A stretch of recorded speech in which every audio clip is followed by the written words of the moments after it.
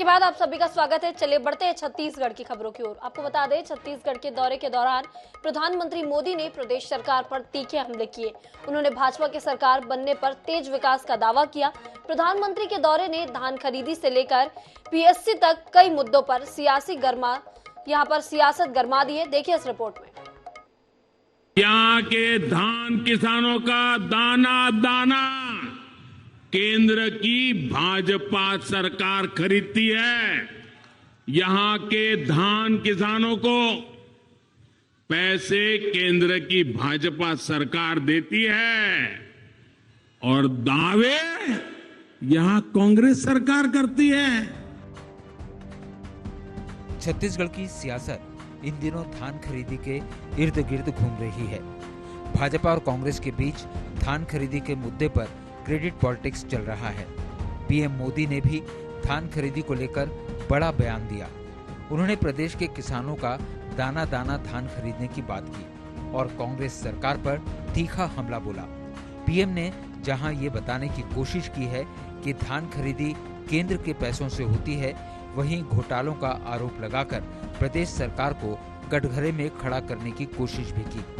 अब कांग्रेस भी धान खरीदी से लेकर पीएससी तक पलटवार की मुद्रा में नजर आ रही है। कहीं भी राज्य सरकार धान खरीदी काम करती है, कहीं पर भी केंद्र डायरेक्ट खरीदी नहीं करती। राज्य सरकार अपने संसाधन के माध्यम से खरीदी। हम छत्तीसगढ़ में बैंक से लोन लेकर के धान खरीदी। माननीय नरेंद्र मोदी जी प्रधानमंत्री होकर के झूठ बोलते हैं, कदापि उचित नहीं है। इतने बड़े स्थान पे, इतने बड़े पद पे बैठे हुए व्यक्ति झूठ बोले तो दुर्भाग्यजनक है कि प्रधानमंत्री जैसे महत्वपूर्ण पद में बैठा हुआ व्यक्ति एक संवैधानिक संस्था की विश्वसनीयता को बिना किसी सबूत के गिराने का महापाप किया है। प्रधानमंत्री जी के पास में पीएससी घोटाले के कोई साक्ष्य है तो उसको सामने रखना चाहिए। भारतीय जनता पार्टी के पास कोई साक्ष्य सामने रखना चाहिए। पीएससी के प्रति युवाओं का भरोसा रहता है। पीएससी युवाओं के सपनों को पंख लगाती है। प्रधानमंत्री जैसे महत्वपूर्ण पद में बैठा हुआ व्यक्ति सिर्फ भारतीय जनता पार्टी के छुटभइये नेताओं के आरोपों के आधार पर भाषण दे, ये बेहद ही शर्मनाक है। प्रधानमंत्री के मेगा शो के माध्यम से भाजपा ने जहां बिलासपुर संभाग में अपनी पकड़ मजबूत करने की कोशिश की है, तो वहीं धान खरीदी और पीएससी जैसे मुद्दे उठाकर किसानों और युवाओं को साधने की कोशिश भी की है। पीएम ने धान खरीदी केंद्र के पैसों से होने की बात कहकर भाजपा के दावों को बल देने की कोशिश की है। अब कांग्रेस अपने दावों को जनता के बीच कितने प्रभावी अंदाज में रख पाती है, ये तो आने वाले वक्त में ही पता चलेगा। लेकिन पीएम के दौरे ने कई मुद्दों पर सियासत को जरूर गरमा दिया है। गौरव शर्मा, INS 24/7 रायपुर। इधर प्रधानमंत्री नरेंद्र मोदी 3 अक्टूबर को बस्तर आ रहे हैं। पीएम मोदी लाल बाग में एक जनसभा को संबोधित करेंगे। इस दौरान वह बस्तर वासियों को विकास कार्यों की सौगात भी देंगे। प्रधानमंत्री के दौरे को लेकर सुरक्षा के पुख्ता इंतजाम किए गए हैं। सभा स्थल के आसपास का इलाका किले में तब्दील कर दिया गया है। वहीं लाल बाग मैदान समेत पूरे इलाके में चप्पे चप्पे पर जवानों की तैनाती भी की जा रही है। इसके यशस्वी प्रधानमंत्री माननीय नरेंद्र मोदी जी का बस्तर के इस क्षेत्र में आगमन होगा और निश्चित तौर से उस कार्यक्रम में हमारे पूरे बस्तर संभाग के कार्यकर्ता और आम जनता उसमें सम्मिलित होगी। लाखों की संख्या रहेगी और जैसा कि अभी तय नहीं हुआ है कि कौन से और कार्यक्रम उसमें क्लब हो सकते हैं, लेकिन लोगों में अच्छा खासा उत्साह है। लोग चाहते हैं माननीय प्रधानमंत्री नरेंद्र मोदी जी को सुनने के लिए, माननीय प्रधानमंत्री जी के इस कार्यक्रम में शिरकत करने के लिए, और उस उत्साह के साथ में लोग इस कार्यक्रम में सम्मिलित होंगे। 3 अक्टूबर को पीएम नरेंद्र मोदी बस्तर दौरे पर रहेंगे, इसे लेकर जो तैयारी है वो जोर शोर से की जा रही है। लालबाग में आयोजित जो सभा है वहां पर मोदी जी आएंगे और यहाँ के एक विशाल जनसभा को उन्हें संबोधन करेंगे। मेरे पीछे आप देख सकते हैं ये बहुत जो 3 डोम है, बताया जा रहा है कि 2 से 2.5 लाख लोग यहाँ पर एकत्रित होने की बताई जा रही है। और इसी दौरान जो पीएम नरेंद्र मोदी बस्तर में बड़ी सौगात भी दे सकते हैं। बताया जा रहा है कि यहाँ पे जो 25 करोड़ रुपए से लागत से जो बनी है एनएमडीसी उसका लोकार्पण करेंगे। साथ ही जो सुपर स्पेशलिस्ट जो अस्पताल है उनका भी लोकार्पण करेंगे और जो रेलवे स्टेशन है उनका भी भूमि पूजन करेंगे। तो कुल मिलाकर कहा जा सकता है कि पीएम नरेंद्र मोदी 3 तारीख को आएंगे और इसी दौरान उनके बस्तर को बहुत बड़ी सौगात भी देंगे। और सबसे बड़ी बात है कि आगामी चुनाव को देखते हुए एक सबसे बड़ा जो सभा है उसमें वो शामिल होंगे और यहाँ के जो कार्यकर्ता है, यहाँ के जन समुदाय है, उनसे मुलाकात करेंगे। तो कुल मिला के ये कहा जा सकता है कि मिशन 2023 में ये पहली बड़ा सभा है जो प्रधानमंत्री पीएम मोदी बस्तर पहुंच रहे हैं। कैमरामैन संजू के साथ जीवन हालदार, एनएच न्यूज, जगदलपुर। इधर पीएम मोदी 3 अक्टूबर को बस्तर दौरे पर रहेंगे, जहां वह बस्तर को कई बड़ी सौगात देंगे। पीएम मोदी बस्तर में नए railway station, super specialist hospital की सौगात देंगे। वहीं शुक्रवार को डीआरएम ने जगदलपुर रेलवे स्टेशन पहुंचकर जायजा लिया। गौरतलब है कि केंद्र सरकार की ओर से स्टेशनों की स्थिति बदलने के लिए अमृत भारत योजना के तहत सूचीबद्ध कर रही है। इसमें जगदलपुर स्टेशन का भी नाम है। साथ ही नगरनार स्टील प्लांट और डिमरापाल में स्थित सुपर स्पेशलिस्ट हॉस्पिटल का भी उद्घाटन कर सकते हैं। इसके लिए विभागीय स्तर की तैयारियां शुरू कर दी गई हैं। हालांकि अब तक पीएमओ की तरफ से कोई भी जानकारी नहीं आई है, लेकिन सियासी गलियारों समेत भाजपा संगठन में इसकी चर्चा काफी तेज है। पीएम मोदी के दौरे को लेकर कैबिनेट मंत्री कवासी लखमा ने तंज कसा है। साथ ही उन्होंने कहा कि 3 अक्टूबर को बस्तर बंद रहेगा।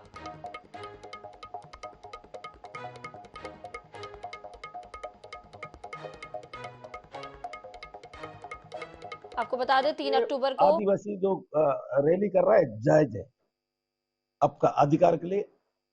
भीमराव अम्बेडकर ने बोला ना, कभी चुप नहीं बैठना है, अपना अधिकार के लिए लड़ना है, कानून में संविधान में है। इसलिए आदिवासी लोग 2 अक्टूबर को जोरदार रैली करेंगे। हो सकता है कांग्रेस पार्टी 3 तारीख को बंद करेगा बस्तर संभव। अब बात करें रायगढ़ की, तो रायगढ़ में कांग्रेस भरोसे का सम्मेलन 4 अक्टूबर को आयोजित करने जा रही है। सम्मेलन में राष्ट्रीय अध्यक्ष मल्लिकार्जुन खड़गे के साथ सीएम भूपेश बघेल और कई मंत्री मौजूद रहेंगे। कार्यक्रम में प्रियंका गांधी के शामिल होने की भी चर्चा सामने आई है। सम्मेलन का आयोजन कोडातराई एयरपोर्ट मैदान में किया जाएगा। इस आयोजन में रायगढ़, शक्ति और सारंगगढ़ जिले के 8 विधानसभा क्षेत्रों के कार्यकर्ताओं को जुटाने का लक्ष्य रखा गया है।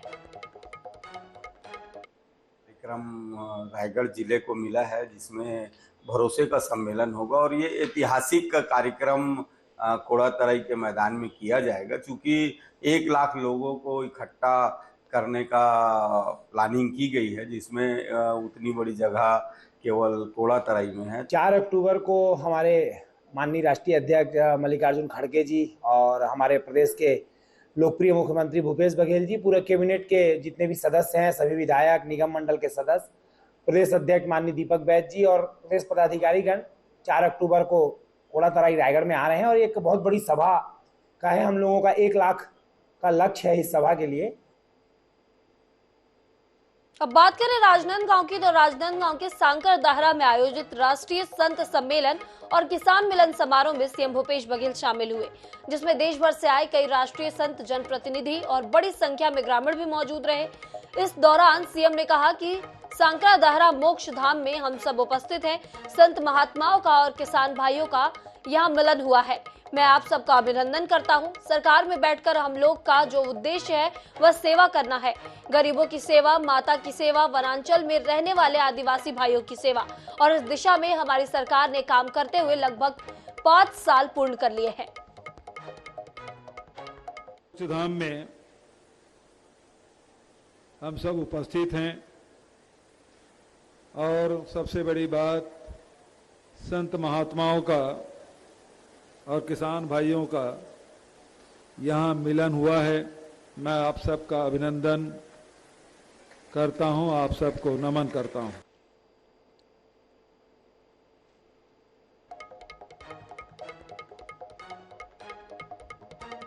इधर प्रदेश सरकार के श्रम मंत्री शिव डहेरिया ने भिलाई में 2 करोड़ 16 लाख के विकास कार्यों का लोकार्पण किया है।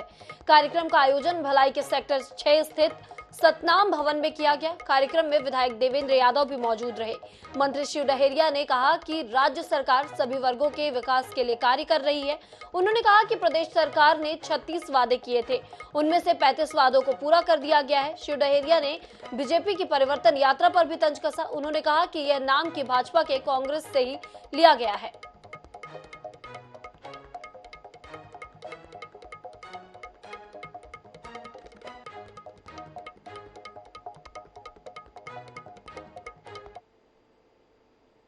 अब नक्सली घटना हमारे प्रदेश में कम हो गए पहली के जे झीरम घाटी में भाजपा द्वारा हमारे नेता मन के नरसंहार कराए गए रही सब नंद कुमार पटेल जी, विद्याचरण शुक्ला जी और हमारे बड़े बड़े नेता मन के हत्या कर दे गई वहाँ वो जगह में भी आज रात के 12 बजे मोटरसाइकिल में फर्राटा से आदमी आ जा सकत है।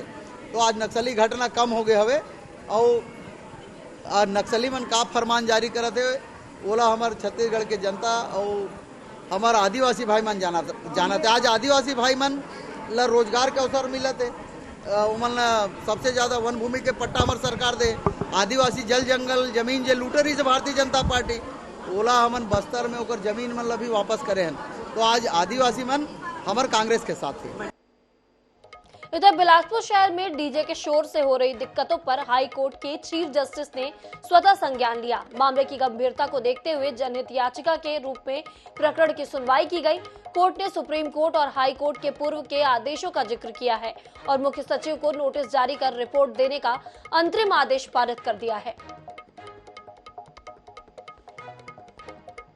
अब बात करें दुर्ग शहर की, तो दुर्ग शहर में स्वाइन फ्लू के मामले लगातार सामने आ रहे हैं। वीआईपी नगर, रिसाली और सेक्टर 2 में 2 नए मामले सामने आए हैं। मरीजों को सेक्टर 9 अस्पताल में दाखिल कराया गया है, जहां उनका इलाज चल रहा है। हालांकि आईएनएच न्यूज पर खबर दिखाई जाने के बाद प्रशासनिक अमला भी अलर्ट मोड पर आ गया है। स्वास्थ्य विभाग की टीम घर घर दस्तक देकर सर्वे कर रही है, साथ ही लोगों को जागरूक भी कर रही है। आपको बता दें, आईएनएच 24/7 की खबर का असर हुआ है यहाँ पर, जहाँ पर एक बार फिर स्वास्थ्य अमला एक्टिव हो गया है। घर घर जाके सर्वे किया जा रहा है स्वाइन फ्लू को लेकर के। आपको बता दें, डेंगू के मामले भी कुछ दिन पहले यहाँ पर बढ़े थे, जिसे लेकर आईएनएच न्यूज ने खबर दिखाई थी। एक बार फिर आईएनएच 24/7 की खबर का असर हुआ है यहाँ पर। हमारी 2 टीम यहाँ लगी हुई है। एक रिसाली में, मैत्री कुंज रिसाली एरिया में लगी है, और दूसरा जो है सेक्टर 2 के 64 नंबर 14 में हमारे सर्वे का काम चल रहा है। अभी तक टोटल 3 मरीज मिले हैं, जिसमें से एक की डेथ हुई है और 2 लोग अभी खबर ये है कि वीआईपी नगर रिसाली में एक प्रदीप नाम का प्रदीप मोहंती, जिनका इलाज सेक्टर 9 हॉस्पिटल में चल रहा है, और दूसरा जो रेहांस था वो आज डिस्चार्ज हो गया। बहरहाल खबरों में इतना ही। आगे ज्यादा अपडेट्स के लिए देखते रहे आईएनएच 24/7। तब तक के लिए हमें दीजिए इजाजत। नमस्कार।